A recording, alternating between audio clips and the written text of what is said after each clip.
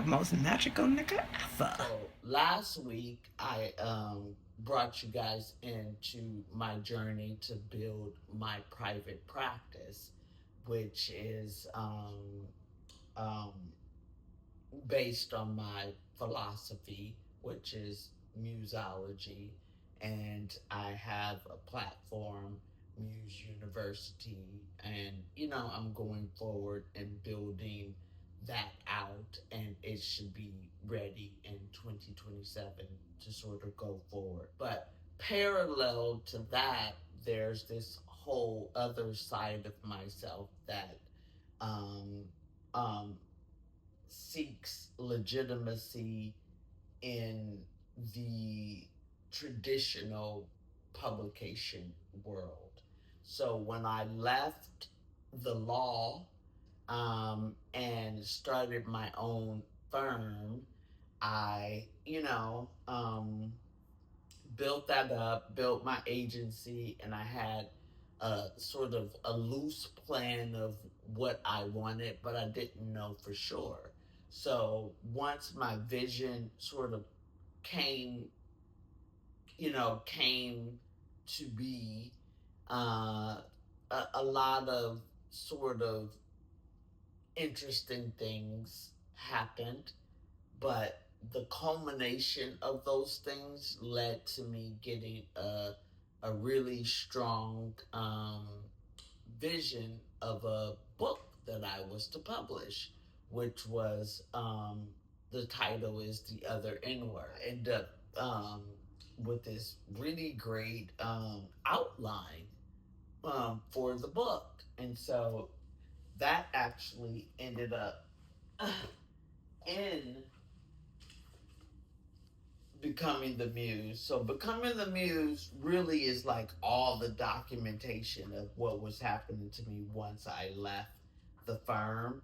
And so everything's here. Like this is not me writing my story. This is like all the things that I did to build, my brand and my company. And so my book outline was sort of my saving grace. It's sort of like this is the work that I have to do. I'm moving to New York and I'm working on a book. And then I ended up getting like a really amazing agent. So my agent story. So my first agent was Howard Yoon, who's the number one agent in DC. He was known for getting 6 and 7 figure deals. And I made it a point. I said I want Howard Yoon as my agent, and I want Simon and Schuster as my publisher. And my book was The Other N Word. I had my outline, and I was ready. And in the title is The Other N Word, and The Other N Word is networking. So I used my network in order to get my first agent, and that was in 2010. And so in 2011 is when I moved to New York. And at that time, that's when I was working on my book proposal and ended up um, getting Howard Yoon as my agent. And so I started working on my chapters. I have like a draft of the book. Fast forward to 2014, and I was ready again for a second time, I should say, to think about this book. When I left DC, I was I had a 2 year old and a 3 month old baby. So by the time I'm coming around to um, thinking about my book again, my kids are like, in daycare, and, I can have a little bit more time to, really do the things I need to do as a new author or as a, young writer looking to publish my first book. And at that time, I had already published my own book, and I reached out to my friend Dina Lawson, who's a famous photographer, and I had seen somewhere, I had Googled and seen that she was the photographer for someone who had a Simon and Schuster book. And she was the main photographer. Anyway, so I'm like, oh my God, I want Simon and Schuster, and someone I know may have a connection. So I reached out to her right away. She put me in touch with the people that she knew, which was Greg Tate. And Greg Tate was like, sure, I'll meet her. Any friend of Dina is a friend of mine. Networking again. Through that connection, I ended up meeting Greg Tate, who is amazing. I'm surprised I hadn't known him at the time, but he promised to then connect me to his his editor from Simon and Schuster, which was Malaika Adero, who was the preeminent like black editor at Simon and Schuster. I'm like, oh damn, like look at me, look at God, look at God, right? So I connect with her, and come to find out, she had just left Simon and Schuster, like days or weeks before we connected. But she's still her. She's still, in the book world, publishing world, and I'm like still feel blessed to like be connected to this Simon and Schuster editor.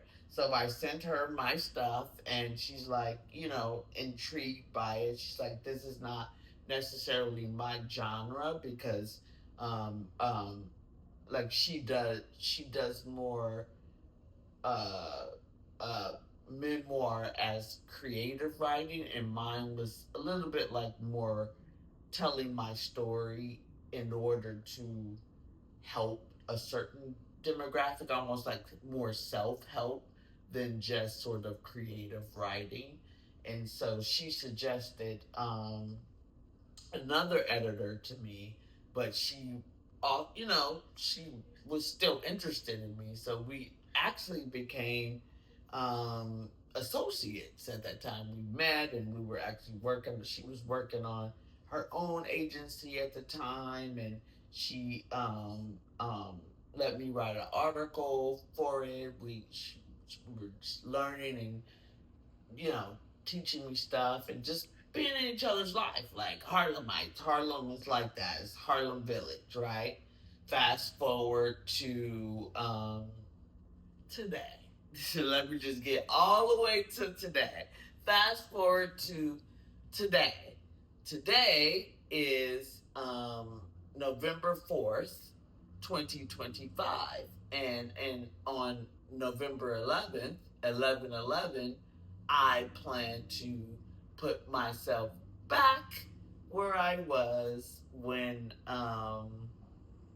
I made the commitment to just walk out the journey that God was putting me on. 11/11, I shall turn in my first query letter, Query, which is the first step to getting your book published by a major publisher. And so I'm being very deliberate in this process. I'm not putting myself out there like some newbie or anything like that. I come with gravitas. I have my own publishing company. So if I am to sell something to someone else, then I want it how I want. So I want, like I had before, a top agent, and I want Simon and Schuster to publish my book. Nothing has truly changed there. So in that, the first step is to reach out to the agent. And luckily, my agent that I want has an online application process. So I have printed out the necessary pieces of that application and begun the process of filling it out and seeing what I need to do in order to put the best proposal together. Here is the application. So I just started kind of like my little notes or whatever of what I'm gonna put down, but I'm I have my title, which is The Other N Word. I summarize the book, and the other N word is networking. Um, then it asks for my biography, so of course, I went through my stuff and just printed out my resume, for me to just look at what I've done.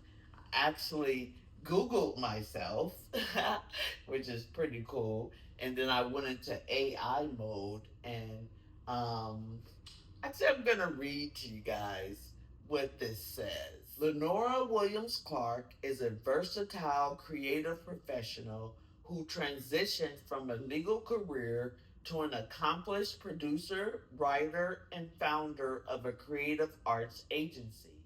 Guided by her late mentor, critical race theory pioneer Derek Bell, she left law to support writers and creators who tell underrepresented black stories through film and theater. Creative projects, writing and publishing, Becoming the Muse 2015. This is William Clark's first book, an unconventional coming of age memoir told through emails, social media, and other documents. The book documents her personal journey to find her true calling after leaving her legal career. Lioness Muse series. Williams Clark is currently developing a children's book series for adults based on the animated character Lioness Muse. Medium. She also maintains an author platform on Medium where she shares Muse news in her writing. Film and TV. The Other N Word, 2024. Williams Clark is credited as a writer, creator, and director on this short film. Neighborhood Favorites with George Worrell, 2025. She is listed as a producer on this upcoming TV series. The 3000 Project, 2019. She was a winning broadcast project winner for this documentary at Black Public Media's Pitch Black competition. The documentary explores parole reform in Wisconsin. This was a natural fit for Williams Clark, who has long advocated for prison and sentencing reform, a journey that began during her research at UC Berkeley. Creative agencies. Muse Creative Arts Agency. After leaving her law practice, Williams Clark founded this agency to support other writers and creators. MCA Square Productions. She founded this production company through which she published her book, Becoming the Muse. StoryCorps. In 2007, she participated in StoryCorps interview held at the Langston Huston House in Harlem. During the conversation, she discussed growing up in public housing, race, and social justice. Harlem Roots. As a creative professional based in Harlem, Williams Clark often focuses on telling stories from the Black experience, reflecting her community roots. Not too shabby for AI. Here I have we write the stories. But this is when you propose a book, they the publisher wants to know that you have a world that you sort of live in, meaning we could probably have one, two, three books, not just you have this one concept and like what if you take off? Are you gonna have the second book? Like they want you to be an author, not just somebody who has one book. So in this proposal, I'm going to let him know about my trilogy that I have. So when I said it, this whole outline came to me when the other N word and God sent me this concept. Well, in the outline, there's 8 chapters in the book, but the other N word is really just chapter 1 through 5. And then there's a second book, which is Niggas Advocate, which is more the chapter 6 through 7. And then the third level is what I call Nigluminati, and that's chapter 8. So as I write my proposal, I will make it clear that I'm, looking to publish my first book, which I have a draft of, which is the other N word. But the other 2 books I have concepts for, and it as we go out, to sell, me as an author. This is sort of my little world, of writing that I plan to, live out over the next whatever 8 to 10 years of putting out books. And the world of my everyday life being the Muse, having Muse University, my philosophy, my private practice, like that's who I am. Like I'm an author that writes about my real life. So I'm a writer, but that's not my career. My career is not being a writer. I write about the life that I live. So I live a career. I'm not, my career isn't writing. If you can understand where I'm going with that. Anyway, so that's kind of where I am now. It needs to all come together and not be so jumbled. It just needs to be really clear and neat and clean and perfect and like, to the point where he's gonna be like, oh my God, I have to get her. I know that he will, because why wouldn't he? So stay tuned. The most magical nigga ever.